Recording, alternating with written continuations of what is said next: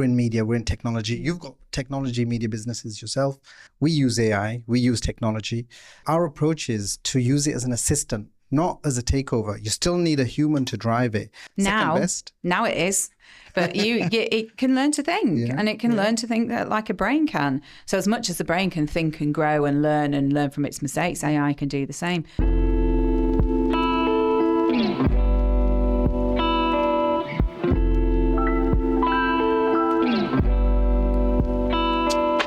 I think I know the first answer, but coffee or tea? Tea. Well, always tea. I don't drink coffee. Have you ever tried cha? Yes. And? Loved it. Yeah? Yeah. Awesome. Good. Beach holiday or city break? Beach. Yeah, I'm with you on that one. Cats or dogs? Dogs. Netflix or a board game? Board game. Nice. Pineapple on a pizza? Yes. Love a ham and pineapple. Yeah. Early bird or night owl? Night owl. Concert or comedy show? Comedy show. Winter snow or summer sun? Summer sun. Camping or 5-star hotel? 5-star hotel. Texting or talking? Talking. Awesome. That's a good start, isn't it? Yeah. Awesome. Good stuff. We've got a bit of an insight. Tell me about the business you're in. What exactly do you do? Well, to be honest, I'm in a fair few businesses. So I'm a psychologist and psychotherapist, and I apply that across lots of different settings, I suppose. I have an entrepreneurial background, so I own a film and TV school in Leeds called YAFTA, and a talent agency. That's been going about 12 years. Awesome. So we train actors up to work in film and TV, but we also take that into schools now and help to stretch interpersonal skills and attentiveness as children are losing their interpersonal skills and attentiveness from spending too much time on devices. And then that leads me on to my next company, which is Be Device Wise. And that this business predominantly focuses on helping people to reduce the amount of time that they spend on screens.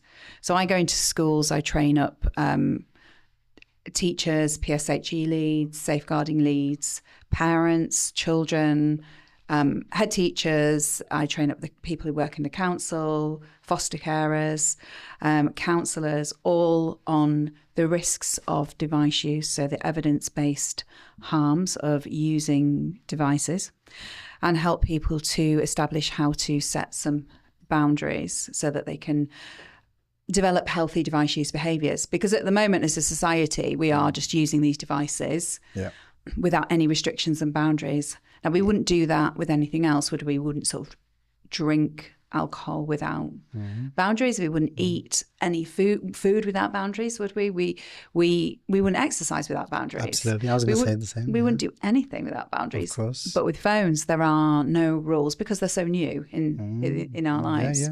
Haven't been around that long.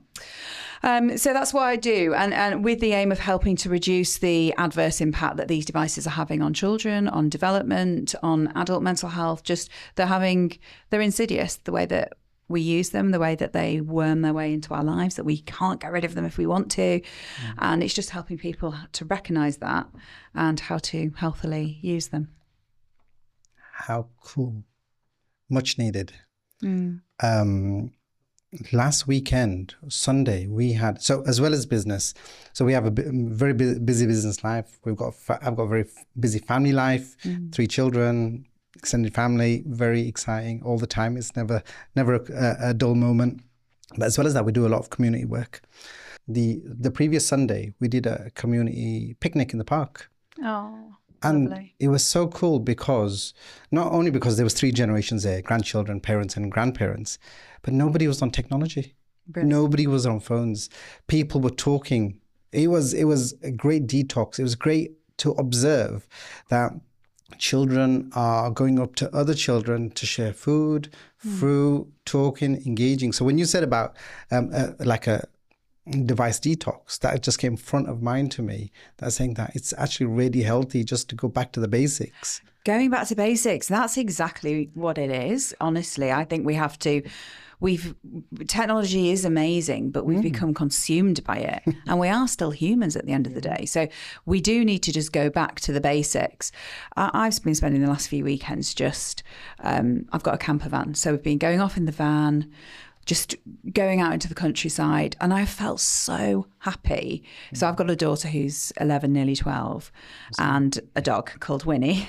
So my daughter, I and my dog, we just go out in the van. We just travel off onto the coast, or we just go various places around Yorkshire, to be honest, because North Yorkshire, it's going beautiful. It's stunning, out into the countryside. And we've just been doing that. And I felt rejuvenated, unbelievably happy by the end of the weekend from not sitting on a sofa, even just watching TV. You know, those weekends where you just sit and you just watch telly, you just feel so groggy and lethargic afterwards, don't you? You don't feel good about yourself. So we spent weekends just doing that, spending time outdoors, running around in the trees. And it's my daughter's birthday coming up, and every time we've gone somewhere that's outdoors, she said, "Oh, can I have my party here? I want to have a party here." Awesome. And I just think that's lovely, just helping her to fall in love with being outdoors, because I'm quite strict on the phones in our home. But it's not something she really notices, because it's always been like that. So You've normalised it. I completely normalised it. And actually, when I've said to her, how does it feel, not being able to use your phone that much? And she says, "Oh, I don't mind. I don't want to be like X, Y, and Z who are on their phone all the time anyway." So she's developed that mindset for herself now, where she said, "Yeah, I don't want to be that person anyway who's on the phone all the time." It's when we were growing up, we had this term being a couch potato, and nowadays is binge watching on Netflix. Yeah, it's the same difference, really, isn't it? You just or TikTok, or TikTok, absolutely. So when you're saying that, you've normalized for your daughter to not be on the phones and just enjoy life, it reminds me of our younger years, where we would be out playing football on a bike, not sat watching something on our phone. So what do you say to parents, or you don't, or what advice do you give to parents where you can see you're observing children that are just glued to their phones? They're 5 years old, they're 10 years old, they're 15 years old, and they're just glued to their phones, and they actually have tantrums when you take the mobiles or tablets off them. It's kind of a way, it's like a dummy. It is a dummy. It's a way of soothing emotions. It's an external object, you'd say, if you're looking in psychoanalytical terms. And it's an external object that is being used to soothe.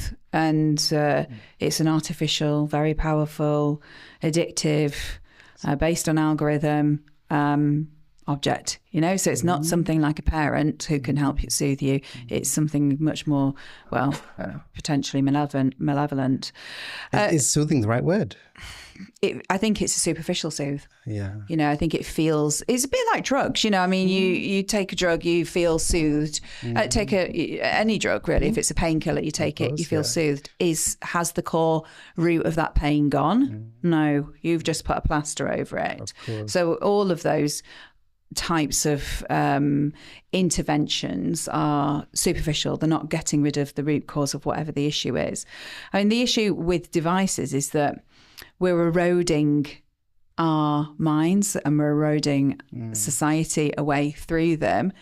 The evolution of AI is absolutely not helping this at all, because if we think that it was problematic that children were relating with their friends predominantly via social media or via text, we thought that was an issue. Well, now we've got people relating to a chatbot that isn't even real. So we're even one step further removed from when we grew up, when we would go and see people and spend time together in real life and develop that relationship and those interpersonal skills and that connection. That sort of depth of the relationship. You don't have that now. You develop some sort of superficial online relationship with someone you hardly know based on what they post online and this version of themselves that they portray to be, rather than actually getting to know someone. And now it's not even a real person you're getting to know. It's a chatbot that tells you whatever you want to hear. So you're never learning to having to manage difference or tolerate the behaviours of others, because actually you've got something feeding you everything you want to hear. So these AI chatbots, 50 million people have accessed these for therapy now. That's really dangerous. That's a serious number. It's a serious number, and it's really, really dangerous. So social skills are deteriorating at a rapid level. Yeah, they are. And the lack of emotional understanding or visibility, because if you're just talking to a computer or a bot, Where's the emotion in that? There is no emotion. You get emotions you get an energy when people are in a room. Yeah. And in the absence of that, and you don't have that energy, it's concerning, isn't it? It's really concerning. And then, like you say, that we're losing these interpersonal skills. I think what's going to happen is that we're going to come full circle. So I feel that what's happened as a species is that we spent the last however many decades developing technology, and the humans have had to do that. We've created this technology. I kind of see AI as its own species, and I think that it is going to almost come alive. It kind of has done already, and then as we're seeing already, jobs are being displaced by AI, and that's going to, if that's happening now already, and when it's in its, I'd say, infancy. I mean, I agree. My daughter wants to be a surgeon when she gets older, and she's 11, and I don't really have the heart to say that I don't know if that'll even be an option for you to do, because we had 500,000. I think the aim was to have 500,000 keyhole surgeries done by AI this year. Really? Yeah. Wow. So that's happening now. What's in 20 years' time, by the time she'd go through university and qualify. Yeah, the landscape will have totally changed. The landscape will have totally changed. So, I suppose you've got to just let them dream and go for what they want to go for and support that. But I'm really focusing on trying to support her practical skills as well. Absolutely. Learning about, other areas that AI is going to come for last. Things like I think the things that AI will come for last are things like, so I mentioned I have a few businesses. I have a property company as well, and I feel that actually with property, as humans, we're always going to need bathrooms. We're always going to need houses. We're always going to need food. So I think those industries. I mean, yes, you could say we can get robots to make food, but and the arts as well. So as I mentioned, I own YAFTA, and at one point after COVID, I've kind of sort of said, does this even exist, this company anymore? Is this even going to be a viable career path? And I considered shutting the company down, winding it up. And then this year, I thought, actually, with AI doing what it's doing, these sorts of skills of, I'm not going to pay to go to a theatre and watch a robot on stage, but I will go and watch a talented human being sing, dance, act. So I think the arts are still... Actually, now that AI is coming through, I'm thinking the arts probably now. Mushroom. Well, that's it. I think that they will have a resurgence. And also you can use that skill of acting to help with the skills that we're losing, these interpersonal skills. Actually, acting's all interpersonal, isn't it? Of course it is. Of course it is. So we're doing it with some foster kids at the moment, and it's really helped them with their confidence. It's helped them with their attention span. One little boy came into the session the first week and said, I won't be able to remember my homework. And the teacher said, oh, no, he won't be able to remember his homework. We just said, I think you're going to be able to remember your homework for me next week, aren't you? And he came back next week with it learnt. He learnt all his lines. I saw them yesterday, actually, the group, and honestly, how they've come on in their confidence. It's been 8 weeks. So in their confidence, their attentiveness, the fact they've learnt these long scripts. So we purposely have given long scripts because we are trying to stretch memory and attentiveness through this course.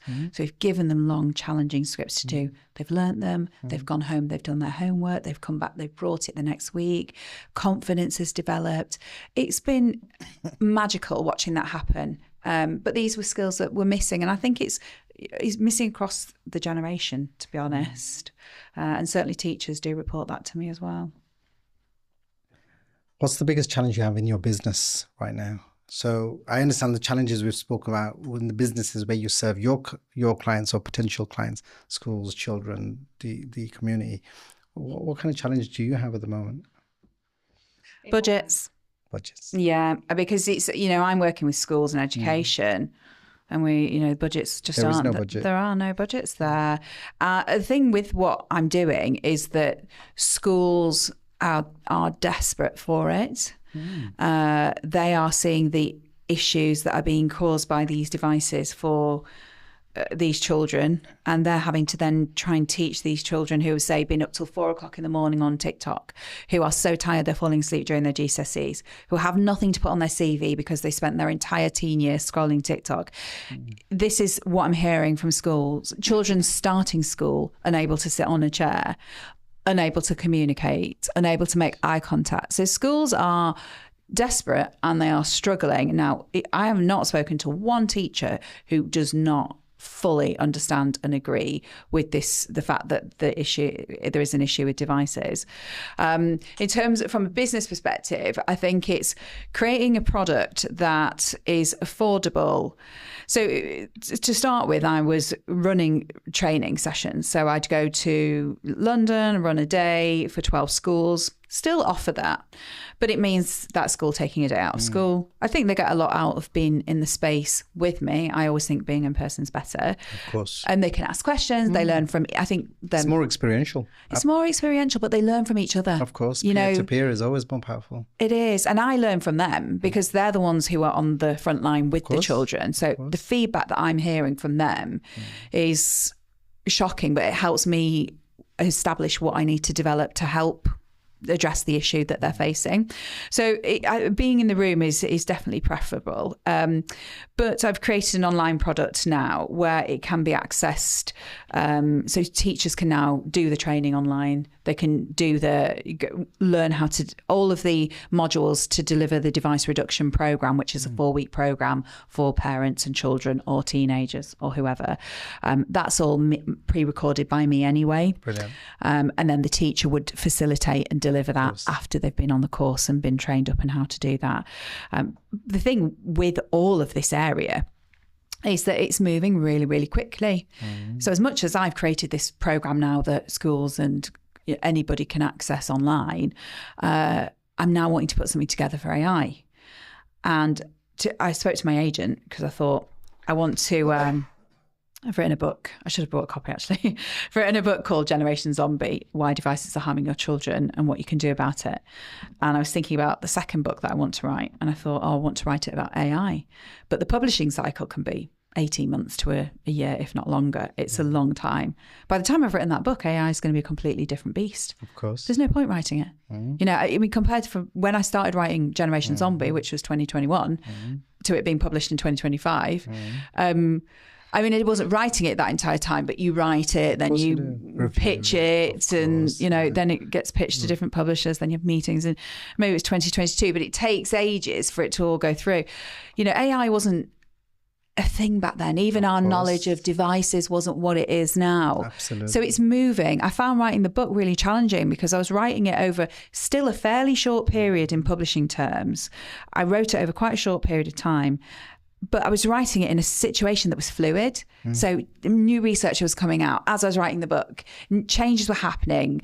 There were big groups that were being developed at the time. There were new sort of professional groups coming out. There were grassroots parenting groups that were coming up, all whilst I was writing this book, and which was all fine, but it was just sort of like the landscape of what was out there was just changing so rapidly. It's easy to write a book about something retrospectively, but to write about something that you're in the middle of is quite hard. And I think that's the thing with this area is that as soon as you get a handle on what you're doing in say you created the course, you've written the book, there's something new because it's moving so quickly. I found it really overwhelming, so much so that I've just said to myself recently, I need a break. You're gonna park it. just kind of need, not parking the business as such, but it's my daughter's finishing school this Friday. I'm taking the time. The last few years have been, you know, I worked as a psychologist in TV as well. So I used to look after large casts of TV shows. And the last few years have been really full on that I came into this year completely burnt out.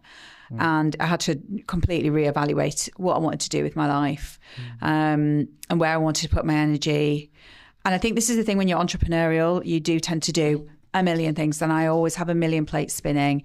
I'm in my 40s now and I feel a bit like I'm tired. I'm really, really tired. My body needs to relax. and slow down. And I felt that just happen, like in my gut, I felt that happen without me even trying. I just don't have that drive anymore that I had, or whether that was drive or some sort of stress that used to live inside me, but that's gone. And I still want to do well, and I still want the, device wise to help schools and what have you, but trying to write about AI or trying to, trying to fight something that's not almost fight, but try to protect against something that's so huge. It's a moving feast. It's a moving beast, and it is going to be more powerful than us. And it feels like such a losing battle to have. And when you just go, I'm not going to win this. It's just a case of let go. I almost feel like I have to focus on, I've done what I can, and I feel like I have to sort of think about, I have a child as well, and I'm a single parent, and I'm parenting her through this right now. And there's a part of me that's gone, I need to make sure that I parent her really well through this, which means practicing what I preach, which is time focused on her, time focused on our little unit together, pace, slowing down, not as much time on screens. And I think for me, my friends have all said it. They said, because I said, I feel like I've given up work and retired. And they said, you haven't, you're still working loads. This is just what it feels like to feel normal and not stressed. I thought, oh, wow, this feels wonderful. I love this feeling. I'm never going to go back to, the pace that I was at before. It was too much. Yeah. I don't know how I didn't burn out sooner. You're doing 100 hours a week, 8 days a week. Yeah, up and down to London all the time. And the thing is, when you're single as well, it's not like you just go, I'm just going to London for 2 nights, and you leave your dog and your daughter with your partner. It wasn't like that. It's having to sort out who's looking after my daughter, who's looking after the dog, and it's never the same person. So you're dropping the dog off, dropping my daughter off, going to London. I didn't do it for that long, but it was long enough. No. And I don't want that life. I didn't envisage that life as a parent. I envisaged being at home with my daughter certainly on when she's back from school, home, making dinner together. I envisaged that kind of life, doing stuff together at weekends, going on holidays. I didn't envisage being away in London, even though it was only like finite periods of time, sort of, I'd go, like say I was working on one show, I'd be there for 6 weeks, but I'd still come home, for 3 or 4 days of a week. It's the up and down. The up and down. It's the disruption to them as well. It just wasn't fair. So I'm glad I experienced it. I think my daughter, she enjoyed it as well for the time that it lasted, but I couldn't do that anymore. It was so tiring. Yeah. But it's great that you observe that you've done it, you've tried it, and you say, well, it's not a fit for me. Yeah. And a lot of people don't do that. They don't make that reflection or that observation and 10, 20, 30 years of their life carry on like that. And then they think, well, why have we grown apart from each other, whether that's their children or other family members? So the fact that you've made that reflection is you feel like it's a sign that you're on the pulse, and so that's definitely a good thing. Have you heard it? And I might pronounce it wrong. Is it Mo Gadat? Oh, yes. Yeah. He talks about AI a lot, and he talks about 2030, it'll be the next pandemic. Completely believe it. Yeah. Completely believe it. So much so that this summer I've already bought planters to start planting my own food. I mean, I want to teach my daughter how to grow our own food anyway. But I spoke to my family the other day because they've got a nice big garden. I've been looking for an allotment or some land. And I just said, actually, they've got this big garden they're not using. My dad's too poorly to look after it now. But they always grew potatoes, strawberries, tomatoes, even up until recent years, until my dad got really poorly. And I actually spoke to them yesterday. I said, can I use the garden? This summer I want to teach Lil to grow, potatoes and strawberries, tomatoes, peas, cucumbers, various things. So we started looking into that because I feel like we are going to have to get to a point with everything that's going on in the world. I feel like we're going to have to quite rapidly get to a point where we're as self-sufficient as we can be. We've got to a point where we live a life with abundance, and I don't know, I don't really like it. I think we've got to a point where we've got everything I know not everyone has that, but it is fairly common that we've got roofs over our head. Is that fair to say? I think so. It's still shocking when you walk into Leeds city centre and you see homeless people. Yeah. But say 90%. of people. 90%, yeah, I would say. So we say 90% of people have a roof over their heads. You know, it wasn't that long ago where we didn't have all the ease that we have now. It wasn't that long ago, the comfort of, you know, to go see someone, you had to walk really far. To go to the bathroom, it wasn't that long ago. You had to go outside. Outside to toilets, absolutely. Whereas now we've got them, you know, 2 feet away from the bed in the ensuite, you know. We've got four in one house. Exactly, yeah. But the contrast is getting worse because the rich are getting richer and the poor are getting poorer. It's not like the wealth is actually getting distributed fairly to bring the unfortunate people that have economic challenges. It's not looking after everyone. No. The contrast is, you know, when I was 12 years old, I went to India. First time I went there. And I couldn't believe on the same street, on this side of the street, is a mansion, multi-million rupee, dollar, pound mansion. And on the other side of the same street, somebody's living in a tent off the floor. Yeah. And the contrast was in your face. And we thought, oh, it only happens in India. But we're seeing people live. Yesterday, I was walking around with the younger two around Roundhay Park, around the lake. And there was a guy just stood there outside a tent. And I just said, oh, you're camping here? And his response was, no, I'm living here. Oh. And I'm like, oh my word. Yeah.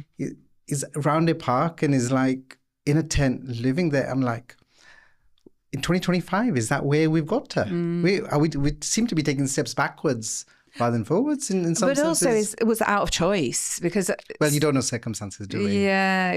Because I think there is something about going, you know, that idea of going completely off grid. You know, living in a tent, you know, no connections or reliance on anything. That's quite an appealing idea, you know, in a way, isn't it? To just go, actually, I live in a tent and I don't really need anything else. Don't need anything else. So how much of that is necessity and nowhere to go? You know, but it is. I know what you mean. I think the country. I remember I've been to India, and that was something I always noticed about it. Is for everything the extreme opposite is true with everything. You know, sometimes it smelled absolutely beautiful and sometimes it really didn't.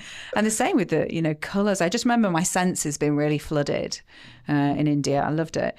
And I travelled around different places. So it was, you know, diverse across the country. But it was, I know what you're saying. It does feel like here the divide... much like it was, or I don't know if it still is in India. Sadly. It's like that over here. It's been a while since I've been, but sadly, it's probably gone from bad to worse as you know, the country is growing and prospering. You touched on a really interesting point about growing your own food. And you know, I mentioned earlier on about the picnic. Well, the reason we did the picnic was to try to attract more people that have green fingers. Yeah. So we've got 3 or 4 different projects in Leeds, at a school, at the Gurdwara, in community spaces, where we're trying to appeal to people that would be interested to get involved with growing food. Amazing. Because again, I agree with what you're saying. Everything we buy is GM. Yeah. And how fresh is it? It's been probably sat there for 3 months before it gets to the supermarket, before we think we're buying something fresh. So it's, a lot of things are resonating with me with regards to what you said. But it goes back to going back to basics. Absolutely. I think, the more we're going down the convenience route, so convenience food makes us unhealthy. Yeah. Convenience in terms of doing everything by the laptop makes us unhealthy. Convenience via phone, it makes us unhealthy. So living a life that's really convenient is making us more and more unhealthy. And the reason I say the devices make us unhealthy is because we're sedentary. It's damaging our memories. It's damaging our attention span. If you look at what AI does, you're effectively outsourcing your brain to a machine. So the brain doesn't work, the machine works.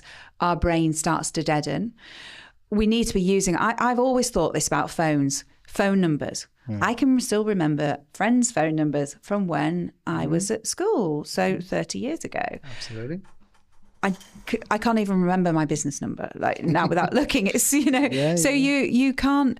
It is that memory, but that memory is important for us to work that memory. We can't just say, oh yeah, but it's great, AI will do it. Yeah, it is great that AI will do it or technology will do it, but it's not good for our brains. And we can say, oh well, we don't need to remember numbers, but we still need to be able to have conversations with people.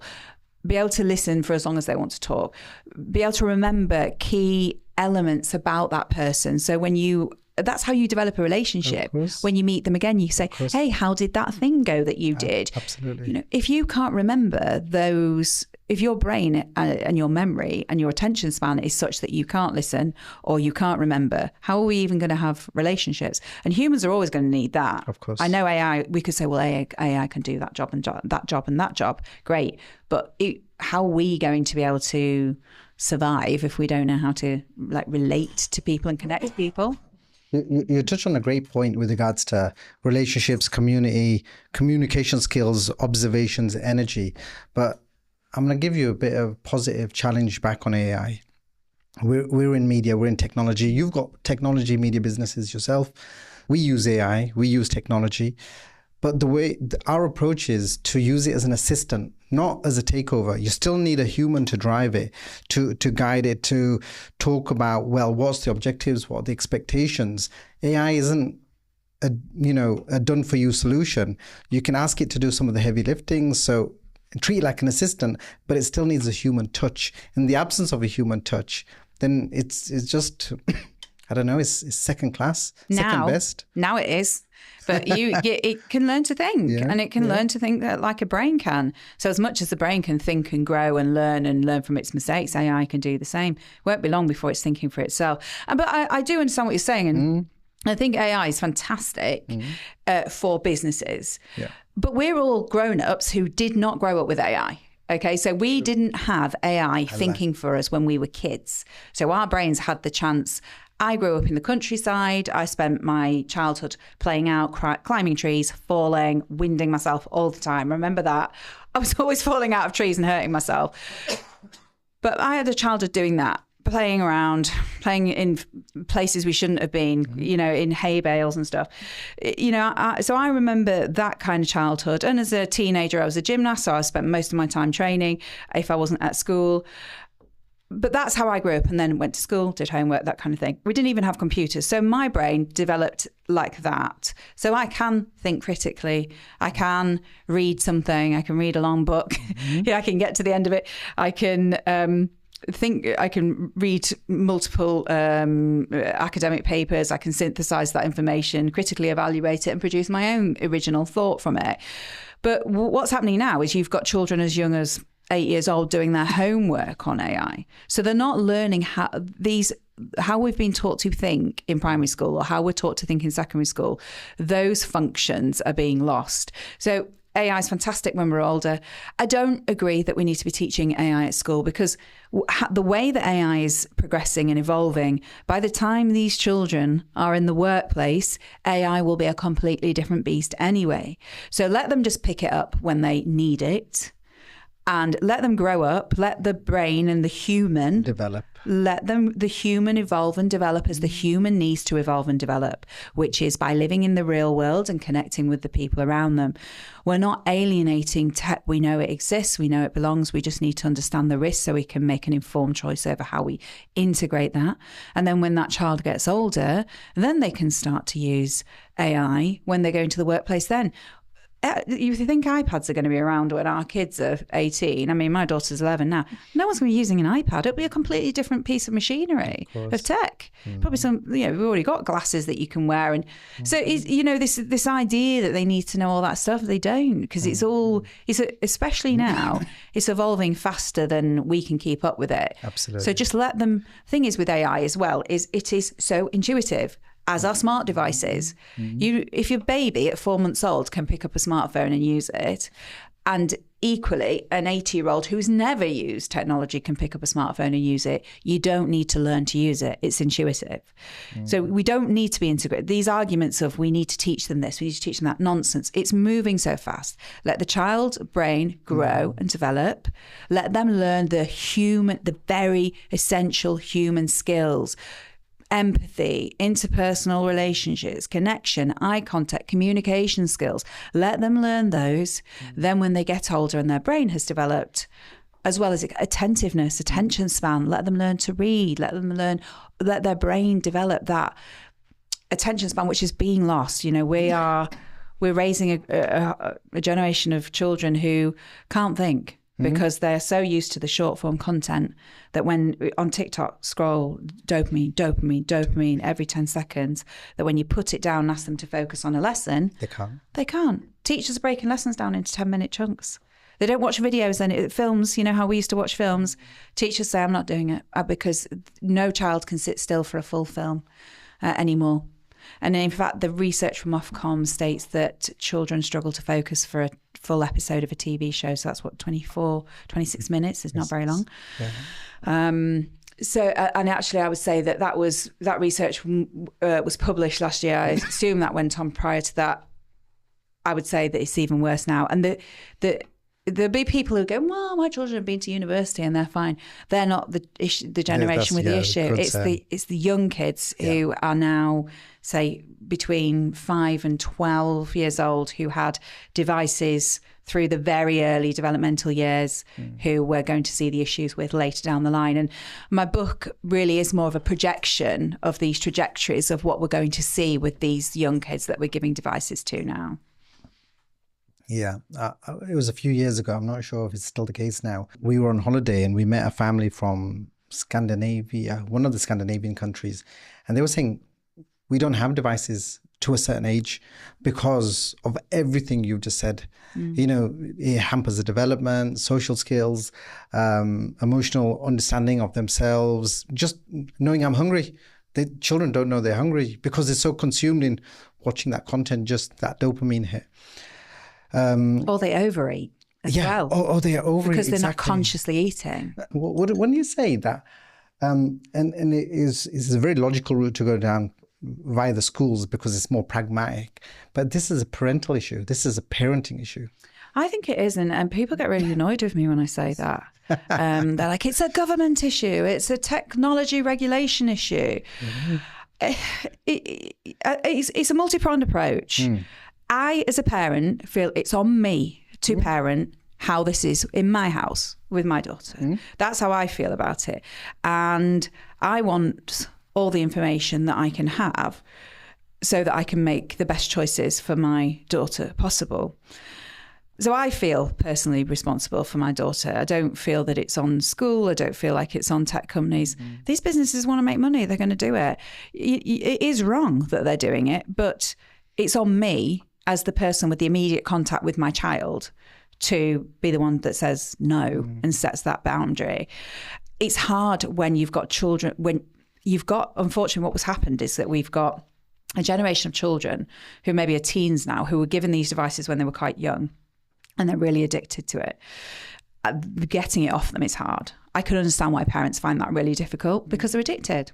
And it's trying to get them off, cigarettes or crack or something. It's really, really hard. And you're right. The responsibility is with the tech companies, just like the pharmaceutical companies, just like the alcohol companies that are arguably bribing the governments to put their products in supermarkets so visible, front top shelf, right in front of you.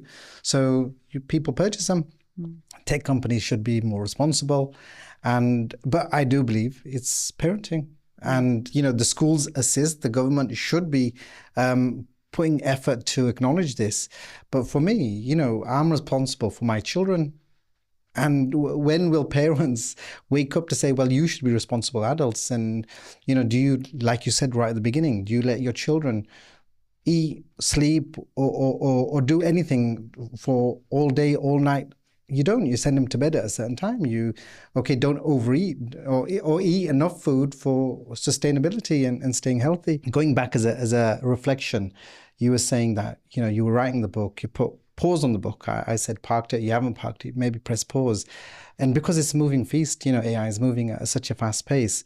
As a reflection, and you might be already doing this, but a thought that comes to my mind is to either blog or vlog or a podcast. So, as it's moving, you can document and share, give guidance, give your thoughts. So, like you said, the turnaround or the cycle of a book is 12 months, 18 months, if sometimes shorter, sometimes longer. But where we are today, a blog, a vlog like this, a podcast like this can get content out literally in minutes and days. You're out in to the people, to your audience that are, consuming it. That would be probably a good maybe a good solution to that problem? Yeah, I've got a podcast called Generation Zombie, Raising Healthy Humans in a World of Devices and AI, and that is the aim of it. I think it's and I think, like I say, I think when you've had a period of burnout, I feel like I need this next sort of the summer holiday break to spend with my daughter, grow some vegetables, spend some time outdoors, and just fully switch off. But I will, once I've come back with my full energy, I will definitely be pushing that, because I think with AI, it's one of this. So the first book, Generation Zombie: Why Devices Are Harming Your Children and What You Can Do About It, is out. That's published. You can buy that at any of the major retailers. The second one, I wanted to write about AI. And when you start researching something and then you learn a lot about it, and it just depressed me, because I just thought, oh, wow, this is the end of humanity, is it? Because how do we know that these, think about driverless cars. And how we're going to have those in the country by the end of the year. It only takes someone to, AI to decide to crash all the cars into each other for that to happen. The AI is already powerful enough to probably get into your bank account, probably crash things. It's already got that capability, and it's more intelligent than us. So something that's more intelligent than us, that doesn't have empathy, that doesn't feel guilt. That's frightening, because the lack of empathy and lack of guilt are the core features of a psychopath. Are you describing politicians, by the way? Well, I said psychopath. But that's what we're saying, though, isn't it? With AI, that's what we've got, is like a robot with that level of intelligence, and also there's no ramifications for its actions, because it's just AI. If it wants to crash a car, it's not in the car with you. You've described a politician again. Promise you one thing, do something else, and there's no ramifications. They get away with murder. Well, yeah. If you were to rewind the clock 20 years, what would you do differently?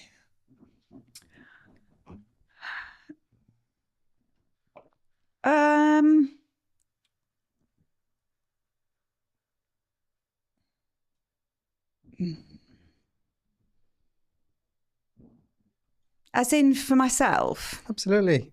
Hindsight gives you 20/20 vision. Knowing what you know now. Probably, would have made the most of all the nice guys that, that wanted to go out on dates, which were, the nice, stable ones. Yeah, I wish I'd sort of made more of those relationships than the ones I did. But I don't know, honestly, nothing. I left school without GCSEs. I was poorly through my GCSEs. I didn't have the confidence to do my exams, and I had to find a different way into academia. And it's when I got a job when I was 20. I was 19, I think, when I got this job working at National Policing Improvement Agency, and they helped me get through my undergraduate degree. And so I had a really different route into the world, I think, into the world of work for other people. And I always felt like I was playing catch up. So I think that's why I've been always like in a rush. But, in the last 10 years, I've done a lot, with my career and, as a single parent looking after my daughter. And I don't feel... There's probably lots that I probably would have done differently. I would have made different choices in hindsight, I suppose, but mainly to do with, it's hard, isn't it? Because I'm really happy with where I am now. Content. Content is the word. I feel blissfully, honestly, I actually feel like I'm high on life.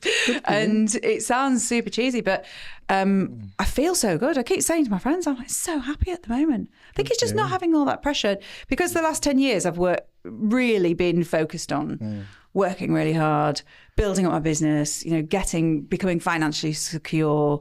And I've done that with, well. And I'm now in a position where I can go, if I actually wanted to, I could retire now, and it's sort of that. When I had a recent cancer scare, and in that 5 weeks of waiting for multiple biopsies to come back, I had to sit and work through everything, and Process. my will. I had to look at what my assets and my daughter, who she was. She's not last on that list, but I didn't need to think that much about her because I knew where I would want her to go and everything. But you start thinking, oh my God, if I can't work now, how am I going to pay for everything? I'm on my own, so how am I going to live? And so I started having to work through, look, and I haven't done that in 10 years. I've been working. I've built a lot up to a point where now I'm actually in a position where if I wanted to stop working, and I realised when what I was saying there is that you work. I was working so hard, and then buying properties and working and investing, shall we say. That hadn't really taken stock of what I had. It was just kind of I'm working. Go. And it was only in this 5-week period, not so long ago, where I had to sort of sit and think, oh, wow, okay, so how much is my home worth? What's this worth? What do I actually have here? What have I been buying these last 10 years?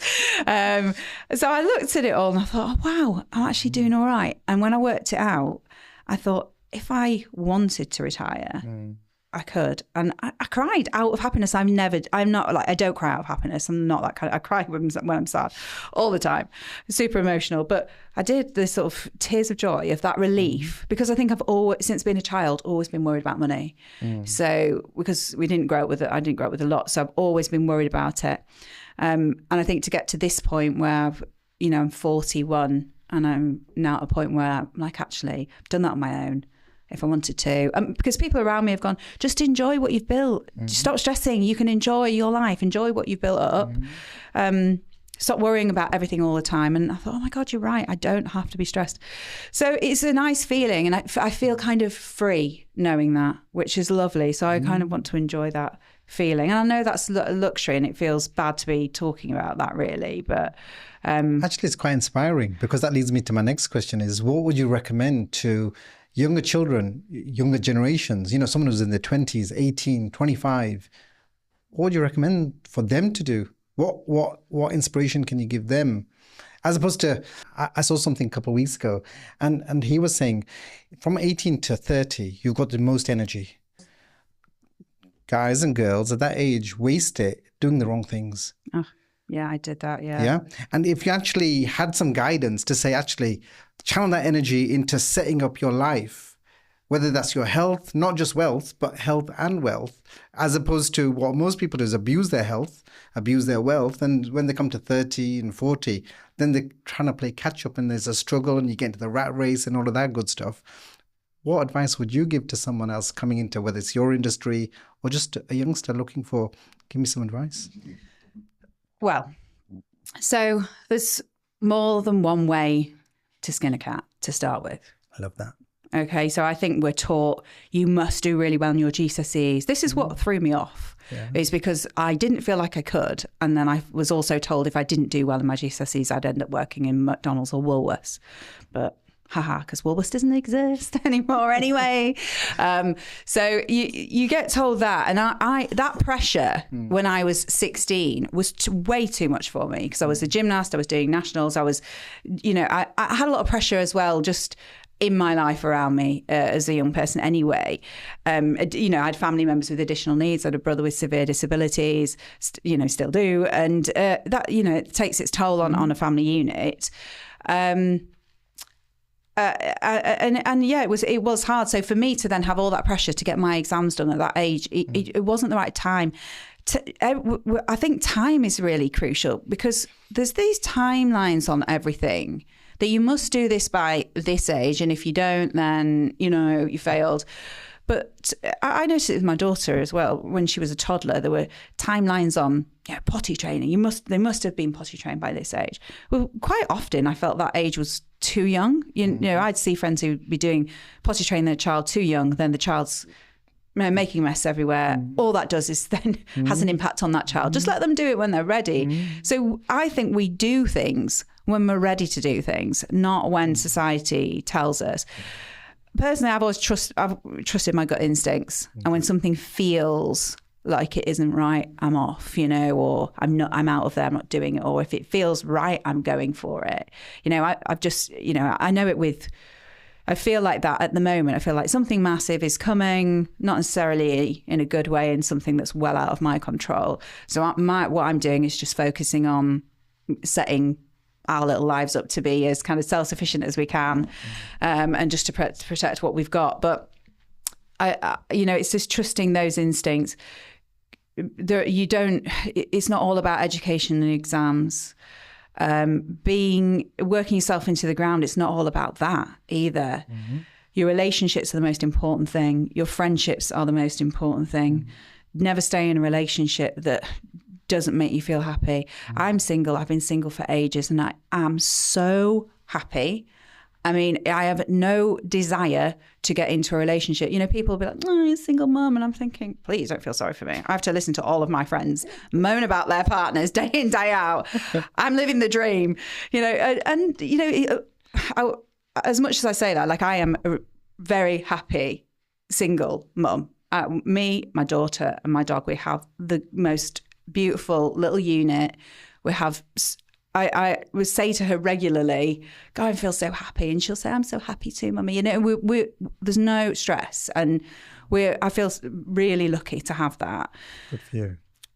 But equally, I think I'm not saying that relationships are bad, because if you meet someone who is a partner who treats you with respect, absolutely, and you are happy in that relationship, and you're both fulfilled, and you both support each other, and you're both mutually respectful of each other, and you have a lovely unit together, that's also wonderful as well. Of course. But each person's going to be different, so not everybody likes relationships or likes that level of I suppose, compromise or intimacy. I suppose it depends on who you are and what your upbringing was like. But just because someone else's 2.4 looks fantastic doesn't mean that your situation can't be wonderful as well. I remember sitting with my daughter when she was about 6 weeks old, and I was on my own. My business had gone under, and I didn't know what I was doing for work or anything. I'd just started YAFTA, thinking. I sat there and I thought, God, I feel the happiest I've felt in years. Just me and this little baby, and the sun was shining through the window. My mum was there. And I thought, I feel so happy. But on paper, I shouldn't, everything looked terrible on paper, but I just felt great.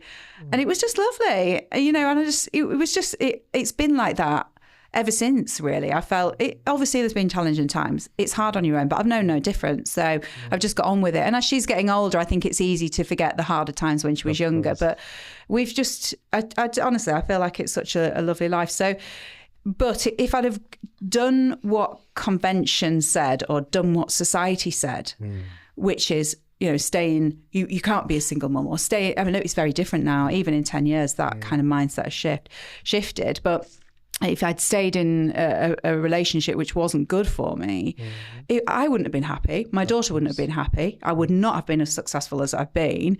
So I just did what made me happy, what I thought was, what didn't make me sad, I think I did at the time. I don't know if it was what made me happy, but it's ended up really well. So, and also, sorry, you've asked me for one thing.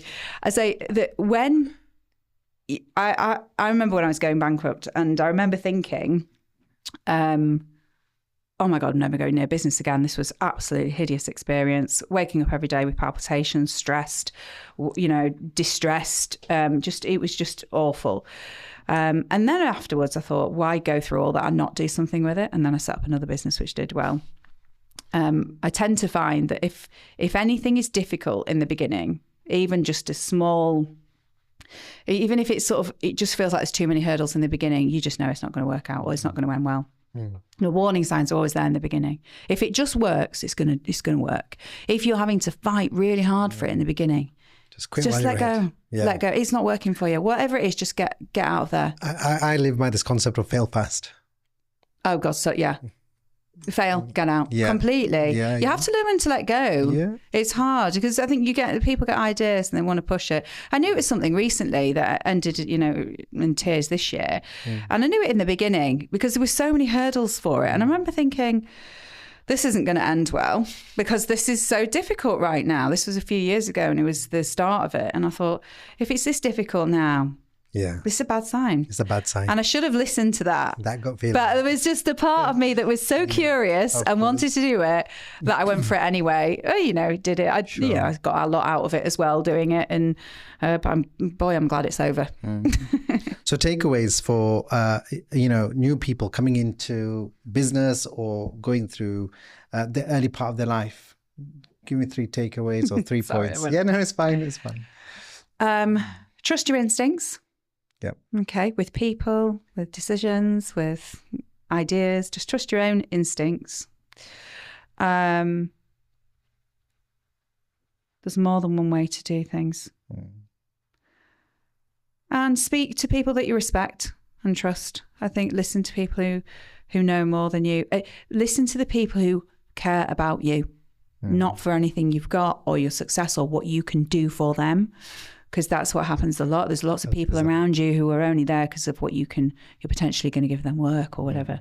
But the people who just love you for you and value those people because they're the ones that are there through it all. So I think that would be my, the main things. What's going to make you happy in life is the people that you've got around you, not the stuff. It's not the lifestyle.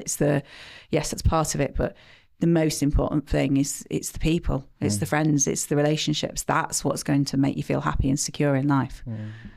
Yeah, fantastic. Thanks for the advice. Yeah, awesome stuff. Thank you very much. Thanks for popping in. Thanks for having the conversation with me. Thanks for inviting me in. I really enjoyed it. Yeah, absolutely. You're welcome. Hopefully you'll come again. Absolutely. I'd love to. Awesome. We'll have to schedule it in and let's get you booked in then. Thank you very much. Super.